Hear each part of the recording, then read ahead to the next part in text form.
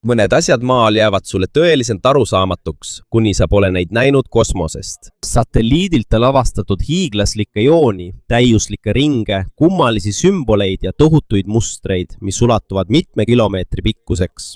Ja mis veelgi üllatavam, mõned neist on tuhandeid aastaid vanad. Kuid siiani ei tea keegi, miks või kuidas need tehti. Kas need on tulnukate tehtud?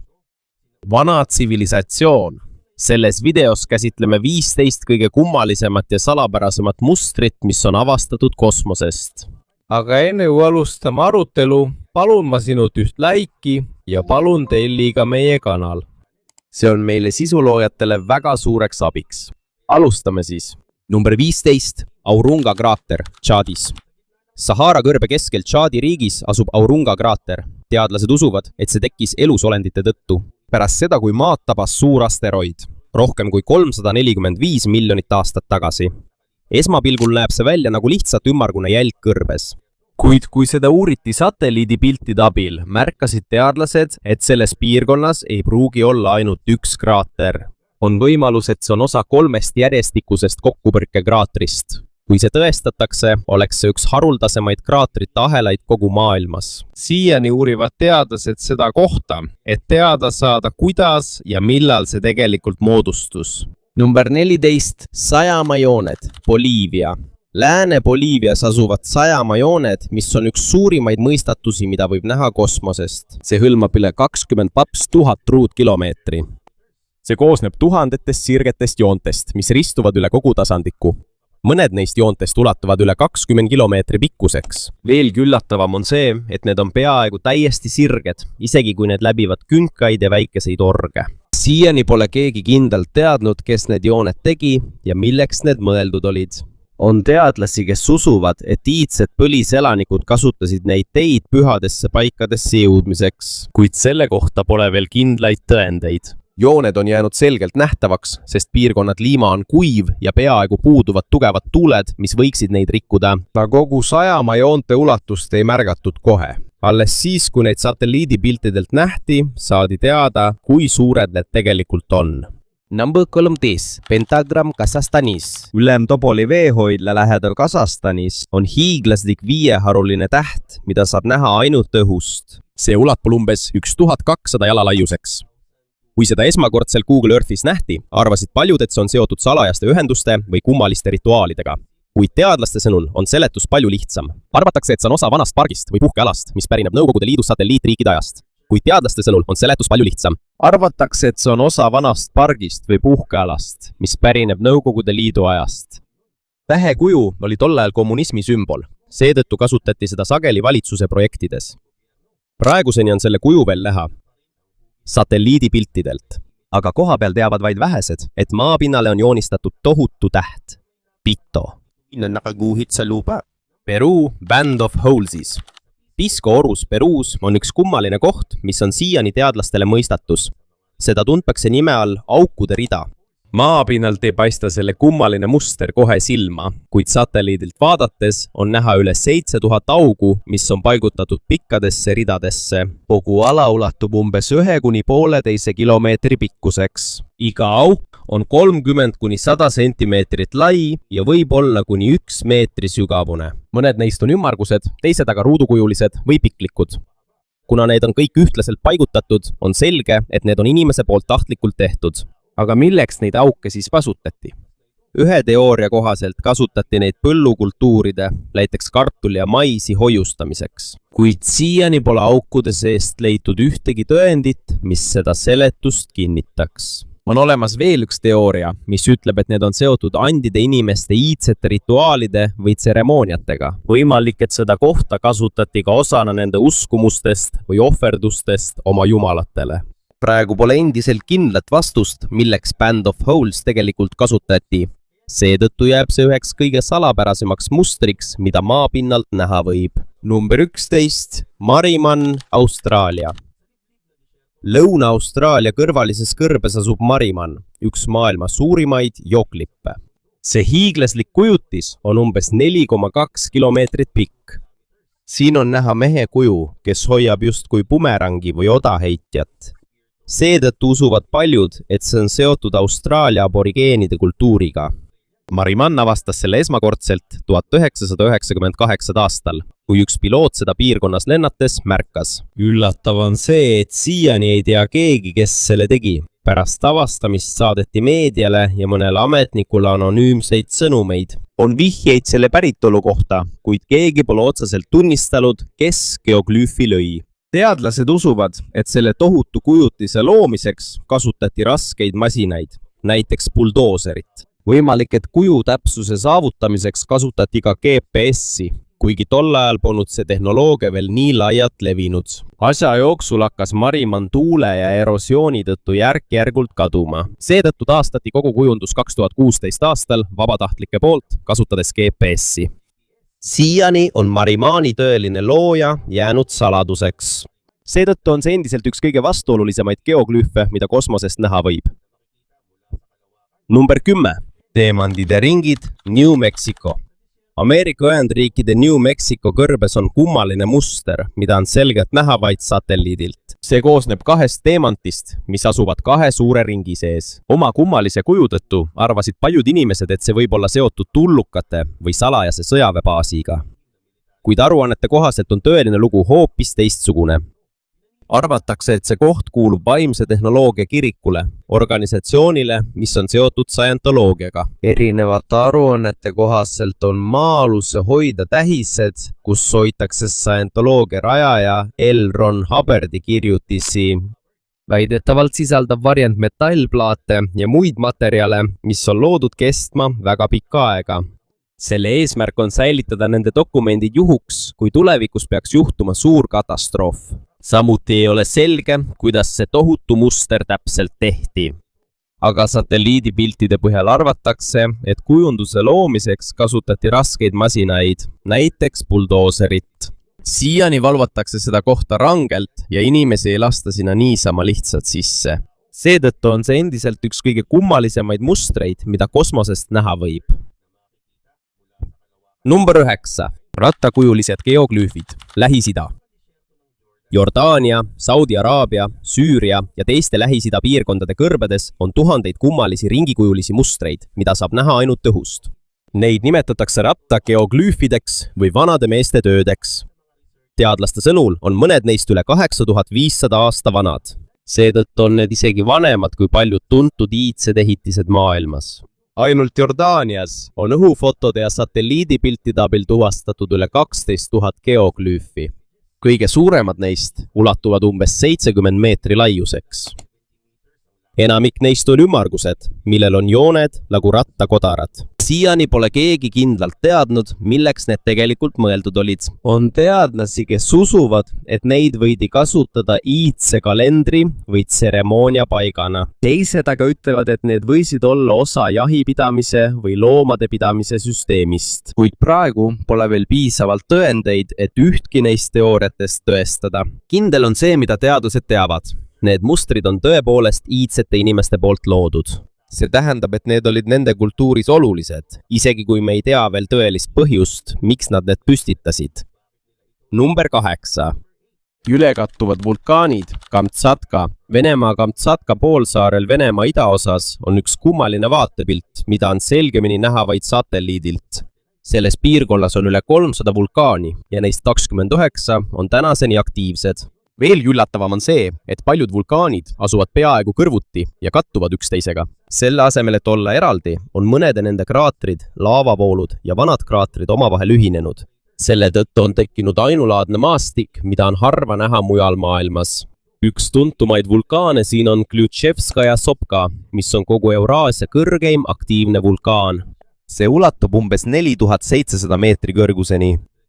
Kui Kamtšatkas purskab vulkaan, võib see mõnikord ka lähedal asuvaid vulkaane mõjutada. Lähedal asuvad vulkaanid võivad põhjustada järjestikuseid porseid, ulatuslikumaid laavavoolusid ja ohtlikke vulkaanilisi mudavoolusid.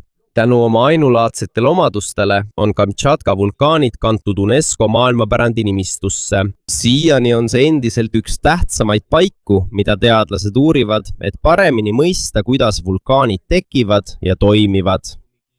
7. kohal Acrei geoglüüfid Brasiilia lääneosas Peruu ja Boliivia piiri lähedal on iidseid mustreid, mida Amazonase vihmamets on tuhandeid aastaid varjanud. Neid nimetatakse Acrei geoglüüfideks. Need olid pikka aega tiheda metsaga kaetud, kuid kui metsade raadamine 70-ndatel laienes, hakkasid sajad kummalised kujundid, mida näeb vaid õhust, järk-järgult nähtavale ilmuma. Praeguseks on selles piirkonnas avastatud üle 500 geoglüüfi. Need koosnevad sügavatest ja laiadest kanalitest, mis on paigutatud ringide, ruutude ja teiste geomeetriliste mustritena. Mõned neist on omavahel ühendatud pikkade sirgete teedega.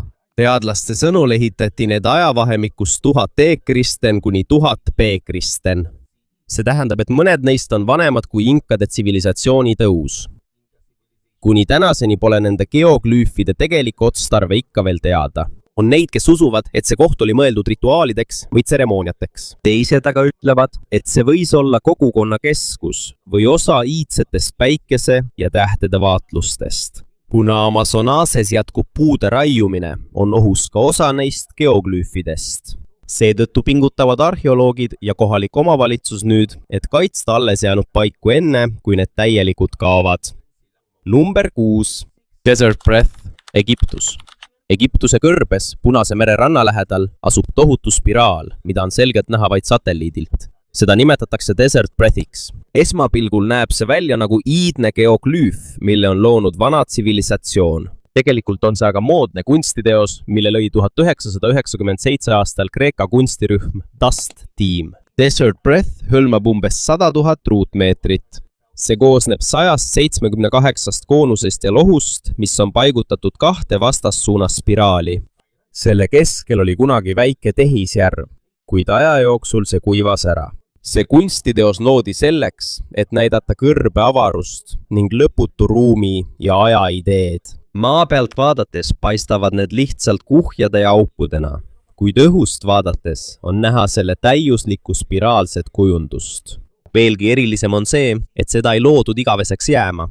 Kunstnikud soovisid, et see teos aja jooksul tuule ja liiva liikumise tõttu järk-järgult kaoks. Peaaegu 3 aastakümmet hiljem on selle kuju endiselt näha, kuigi see pole enam nii selge kui varem. Number 5. Clearwateri järved, Kanada. Kanada Quebeci põhjaosas on 2 peaaegu täiuslikult ümmargust järve, mida nimetatakse Clearwateri järvedeks. Kui sa oled maa peal, tunduvad need 2 järve täiesti tavalised, kuid kui neid vaadata satelliidilt, märkad, et nende kuju on peaaegu identne. Selle tõttu hakkasid teadlased seda piirkonda uurima. Nende uuringute kohaselt tekkisid need 2 järve pärast seda, kui 2 asteroidi maad tabasid umbes 290 miljonit aastat tagasi. Suurem järv on umbes 22 miili laiune, samas kui teine on umbes 16 miili laiune. Teadlased ei lähtunud ainult järvede kujust. Nad leidsid ka šokikvartsi ja purustuskoonuseid. Kivimeid, mis tekivad ainult siis, kui meteoriit põhjustab väga tugeva löögi. Kuna sellised kaksiklöögi kraatrid on maal haruldased, on Clearwateri järved olulised asteroidide uurimisel. Teoloogid uurivad seda, et paremini mõista, kuidas tekivad suured löögikraatrid ja kuidas need muudavad planeedi pinda. Kuna see asub linnadest kaugel ja seda ei sega eriti inimesed.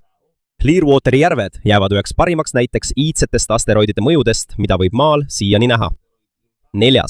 Vulcan's Throne Polka Dots Grand Canyon. Ameerika Ühendriikide suures kanjonis on üks kummaline muster, mida saab selgelt näha ainult satelliidilt. See asub ühe vana vulkaani lähedal, mida nimetatakse Vulcan's Throne'iks. Kui vaadata ülalt, võib märgata sadu tumedaid ringe, mis näevad välja nagu polkatäpid ja on vulkaani ümber laiali. Oma ebatavalise paigutuse tõttu on see pikka aega olnud mõistatus uurijatele ja teadlastele. Geoloogide sõnul tekkis vulkaanitroon umbes 73 000 kuni 100 000 aastat tagasi. Kui vulkaan oli veel aktiivne, voolas selle laava mitu korda Colorado jõkke ja see blokeeris ajutiselt jõevoolu. Arvatakse, et need ümmargused mustrid tekkisid väikestest sulanud laavatükkidest, mis tahenesid tagasipöördumisel ja kukkusid vulkaani ümbrusesse. Aga sellel seletusel on üks probleem. Mõnede teadlaste sõnul ei piisa vulkaanilisest pritsmest, et seletada, miks on paljude ringide kuju nii ühtlane ja miks on nende jaotus nii ebatavaline. Teadlased märkasid ka, et nende ringide ümber kasvavad taimed on teistsugused. Kuna basaltkivi on rikas raua ja teiste mineraalide poolest, muutus ka piirkonna mullatüüp ja taimestik. Siiani uurivad teadlased seda ebatavalist mustrit. Nad loodavad, et uute tehnoloogiate ja satelliidipiltide abil suudavad nad selle päritolu paremini mõista. Number 3. Gobi-kõrbe mustrid. Hiina. Gobi-kõrbes, mis asub Põhja-Hiinas ja Lõuna-Mongoolias, leidub tohutuid geomeetrilisi mustreid, mida on võimalik näha ainult õhust. Seal on kujundeid, mis meenutavad ruudustikku, nuiasid, spiraale ja pikki valgeid jooni, mis ulatuvad mitme kilomeetri pikkuseks. Selle tõttu on tekkinud palju spekulatsioone nende tegeliku otstarbe kohta. Alguses arvasid mõned, et need mustrid on seotud tulnukatega või salajaste sõjaliste projektidega. Kuid analüütikute sõnul kasutatakse mõnda neist ruudustikest tõenäoliselt kalibreerimismärkidena, et testida luuresatelliitide ja teiste pildistamissüsteemide võimekust. Sarnaseid mustreid kasutatakse ka teistes riikides samal eesmärgil. See pole aga ainus, mis Gobi-kõrbest leiti. Seal on ka spiraale ja muid geomeetrilisi mustreid, millele pole siiani selget seletust. Samuti pole teada, milleks need tegelikult mõeldud on. Seal on ka pikki jälgi, mis meenutavad lennurada, aga seal pole juhtimistorni, terminali ega muid märke, et see oleks päris lennujaam. Mõned eksperdid usuvad, et neid võidakse kasutada sõjalisteks katsetusteks või hädamaandumispaigana. Kuna Hiina pole veel ametlikku avaldust teinud, jäävad need endiselt vaid teooriateks. Siiani on Gobi-kõrb endiselt üks neist kohtadest, kus satelliidipiltidelt võib näha kõige rohkem salapäraseid mustreid. Number 2. Rishati struktuur, Mauritaania. Sahara kõrbe keskel Mauritaanias on üks tohutu ümmargune muster, mida on näha isegi kosmosest. See on tuntud kui Rishati struktuur, ehk paremini tuntud kui Sahara silm. Selle läbimõõt ulatub umbes 40 kilomeetrini ja see koosneb järjestikustest ringidest, mis näevad välja nagu märklaud või sihtmärk. Alguses uskusid paljud teadlased, et see on hiiglaslik kokkupõrkekraater, mis tekkis pärast seda, kui asteroid Maad tabas miljoneid aastaid tagasi. Kuid kui kohta põhjalikumalt uuriti, ilmnes üks probleem. Nad ei leidnud mingeid märke, mida tavaliselt kokkupõrkekraatrites nähakse, nagu šokkvormis kvarts ja muud kivimid, mis tekivad ainult väga tugeva kokkupõrke korral. Selle tõttu muutus geoloogide arvamus. Praegu usuvad nad, et Rishati struktuur on tohutu geoloogiline kuppel. See tekkis siis, kui maa kooriku osa tõusis üles ja miljonite aastate jooksul kujundasid tuul ja vihm seda aeglaselt, kuni ilmusid need ringid, mida me täna näeme. Kuna selle kuju on kosmosest väga selgelt näha, kasutavad mõned astronaudid seda isegi orientiirina, kui nad tiirlevad ümber maa. Mõned ütlevad ka, et see on kadunud Atlantis, kuid siiani pole selle teooria toetuseks ühtegi arheoloogilist tõendit leitud. Number 1. Nazca-jooned, Peruu. Peruu lõunaosas asub üks maailma kuulsamaid mõistatusi. Nazca-jooned. Need hiiglaslikud joonistused tehti aastatel 500 E-kristal kuni 500 B-krister, eemaldudes kivikatte pealmise kihi, et paljastada allolev heledam pinnas. Kuna Nazca kõrbes pole peaaegu üldse tugevat tuult ega vihma, on jooned püsinud selgelt nähtavad üle 2000 aasta. Kogu piirkonnas on neid üle 800. Sirged jooned ja umbes 300 geomeetrilist kujundit, nagu kolmnurk, spiraal, trapets ja ristvülik. Kuid kõige kuulsamad on üle 70 hiiglasliku looma ja taimekujutise. Nende hulka kuuluvad koolibri, ämblik, ahv, kondor, vaal, papagoi ja üks kummalise kujuga inimene, keda sageli nimetatakse astronaudiks. 2019. aastal avastasid teadlased tänu kaasaegsele tehnoloogiale veel üle 140 uue geoglüüfi. Siiani pole endiselt kindlat vastust, miks Nazca-jooned tehti. Mõned teadlased usuvad, et need on seotud rituaalide ja tseremooniatega. Teised, sealhulgas saksa arheoloog Maria Reiche, usuvad, et need võisid olla iidne astronoomiline kalender, millega jälgiti päikese ja tähtede liikumist. On olemas ka teooria, et jooned on seotud veeallikate otsimise ja austamisega, kuna paljud geoglüüfid asuvad maa-aluste veeallikate lähedal. Tänu nende tähtsusele kuulutati Nazca-jooned 1994 aastal UNESCO maailmapärandi nimistusse. Siiani kaitstakse seda paika rangelt, et üks kõige müstilisemaid ja imetlusväärsemaid iidseid teoseid, mida on võimalik kosmosest näha, jääks puutumatuks.